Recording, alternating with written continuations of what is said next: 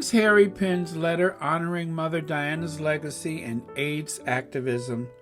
My mother would be deeply grateful for everything you stand for and have accomplished, and we shall share that gratitude, so thank you, he wrote. This is from the Today Show News, actually. Wednesday marks the day devoted to raising awareness about AIDS and honoring both who live with the disease and those who have died from it. On this year, the World's AIDS Day, Harry, Duke of Sussex, has written a letter about the work that had been done in the fight against AIDS and the work that must be done in the current pandemic. And in it, he mentions the woman who inspired his passion for such topics, his mother, the late Princess Diana. He goes on to say that on this World AIDS Day, we recognize the 40 years that have shaped life for many, he wrote in his message addressed to the World Health Organization, Director General, Dr. Tedros Adhanom Ghebreyesus, and the UN AIDS Executive Director, Winnie Bayanyami. We honor those whose lives have been cut short and reaffirm the commitment to scientific community that has worked tirelessly against this disease. My mother would be deeply grateful for everything that you stand for and have accomplished. We all share that gratitude, so thank you. The Diana, Princess of Wales, has long been credited with playing an important role in changing public sentiments around AIDS and HIV, the infection that can lead to the disease.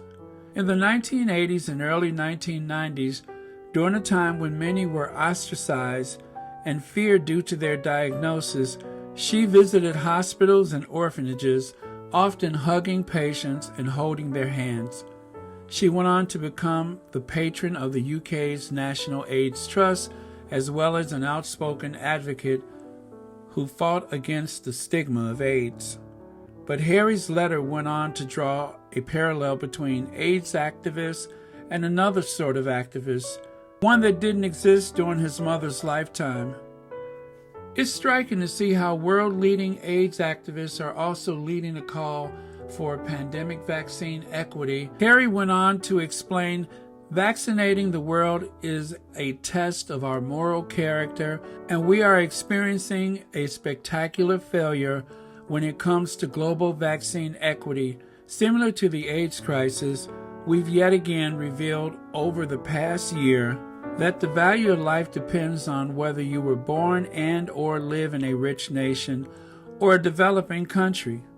He warned that without global initiatives, without breaking pharma's monopolies, and without nations fulfilling their promise to deliver vaccine doses to all, potentially more dangerous pandemic variants are likely to arise. That's why equity in medicine is so vital.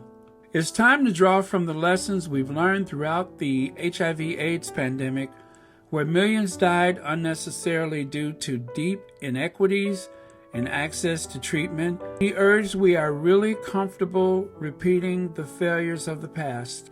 Looking at the young people who've benefited from Sintabale, the charity he founded in South Africa to help children living in poverty and devastation from AIDS and HIV, he finds the answer. Everything I learned from the youth of Sintabale tell me not, he wrote. They see how repeating these mistakes is destructive and self-defeating.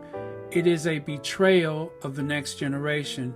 In closing, he adds, let's not spend today celebrating and building on the work of champions who turned what was once a death sentence into a manageable condition.